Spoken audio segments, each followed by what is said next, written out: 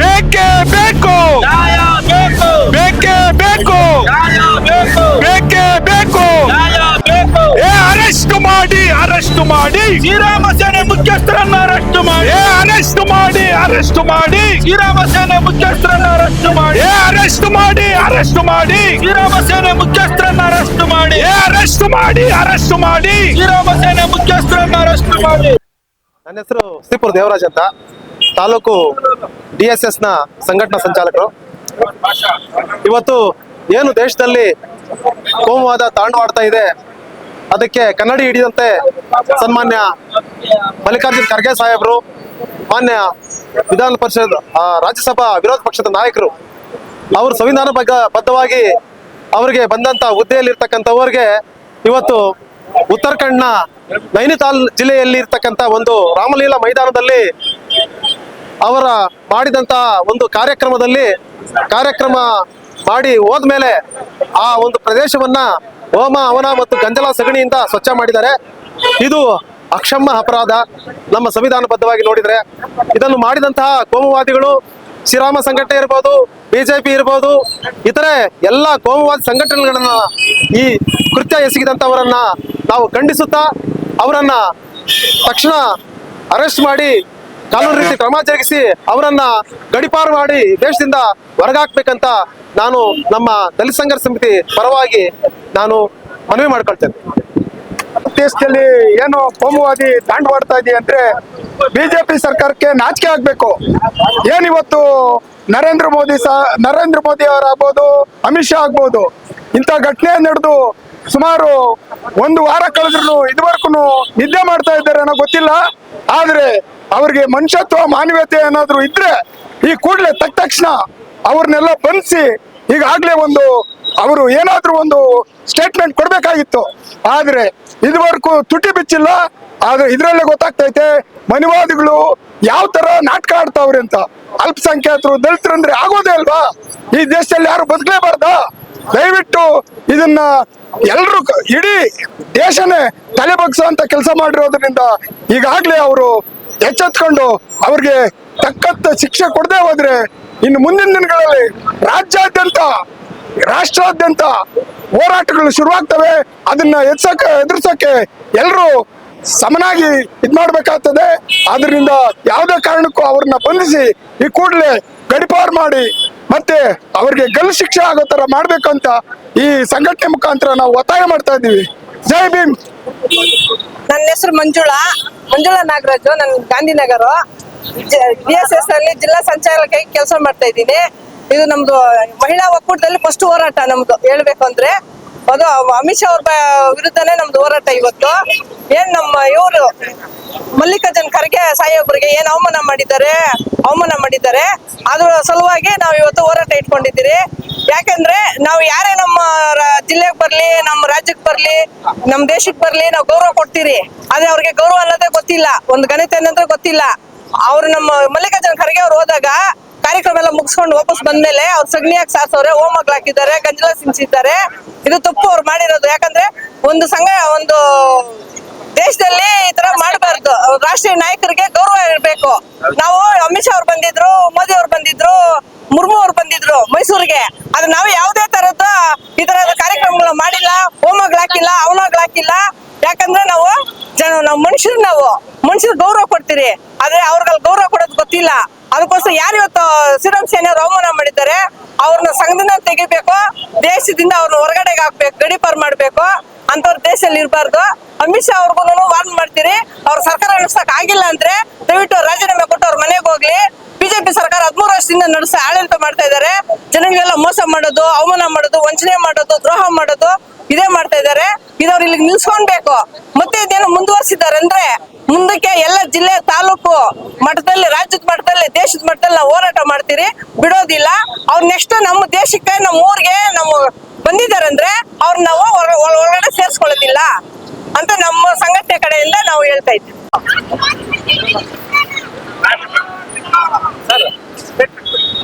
ಬಂಧುಗಳೇ, ದಿನಾಂಕ ಆಗಸ್ಟ್ 8ನೇ ತಾರೀಕು ಉತ್ತರಾಖಂಡದಲ್ಲಿ ಮಾನ್ಯ ಗೌರವಾನ್ವಿತ ಮಲ್ಲಿಕಾರ್ಜುನ ಖರ್ಗೆ ಅವರು ಸಭೆಗೆ ಹೋಗಿ ಭಾಷಣ ಮಾಡಿ ಭಾಷಣ ಮಾಡಿದ ನಂತರ ಏನು ಸಂವಿಧಾನ ಇದೆ, ಏನು ಪ್ರಜಾಪ್ರಭುತ್ವ ಇದೆ, ಯಾವ ರೀತಿ ನಡ್ಕೊಳ್ಬೇಕಾಗಿದೆ ಅಂತಕ್ಕಂಥ ಮಾತನಾಡಿ ತದನಂತರ ಊಟ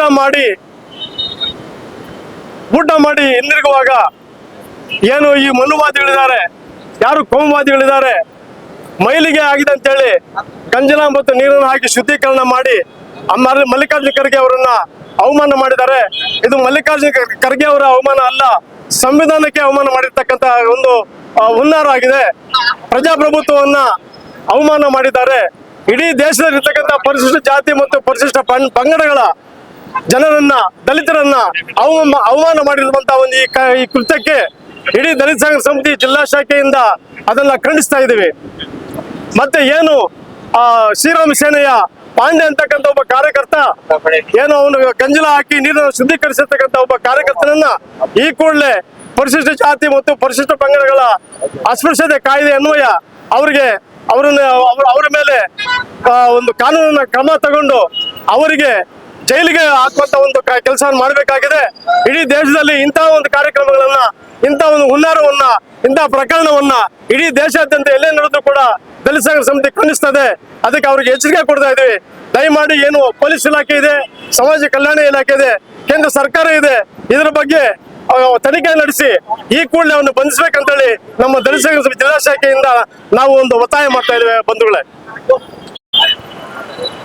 ಈಗ ಇವತ್ತೇನು ಮಲ್ಲಿಕಾರ್ಜುನ ಖರ್ಗೆ ಅವ್ರಿಗೆ ಒಂದು ಅವಮಾನ ಮಾಡಿರ್ತಕ್ಕಂಥ ಪ್ರಸಂಗವನ್ನ ಕಳೆದ 8ನೇ ತಾರೀಕು ಉತ್ತರಾಖಂಡದಲ್ಲಿ ಮಾಡಿದ್ದಾರೆ.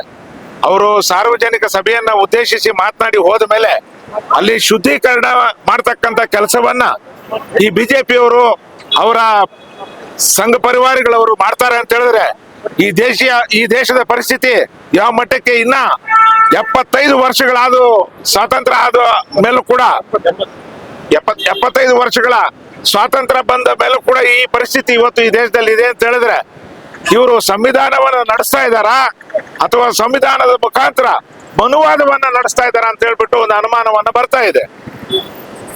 ಅವತ್ತೇ ಹೇಳಿದ್ರು ಅಂಬೇಡ್ಕರ್ ಅವರು, ಎಷ್ಟೇ ಒಳ್ಳೆ ಸಂವಿಧಾನ ಇದ್ರು ಕೂಡ ಒಂದು ವೇಳೆ ಅದನ್ನ ಜಾರಿ ಮಾಡ್ತಕ್ಕಂಥವ್ರು ಕೆಟ್ಟವರಾಗಿದ್ರೆ ಆ ಸಂವಿಧಾನ ಕೆಟ್ಟದ್ದಾಗ್ತದೆ. ಎಷ್ಟೇ ಕೆಟ್ಟದ್ದಾಗಿದ್ರು ಕೂಡ ಒಂದು ಸಂವಿಧಾನ ಅದನ್ನ ಜಾರಿ ಮಾಡ್ತಕ್ಕಂಥವ್ರು ಒಳ್ಳೆಯವರಾಗಿದ್ರೆ ಆ ಸಂವಿಧಾನ ಒಳ್ಳೇದಾಗ ಆಗ್ತದೆ ಅಂತ ಹೇಳ್ಬಿಟ್ಟು ಅಂಬೇಡ್ಕರ್ ಅವರು ಹೇಳಿದ್ರು.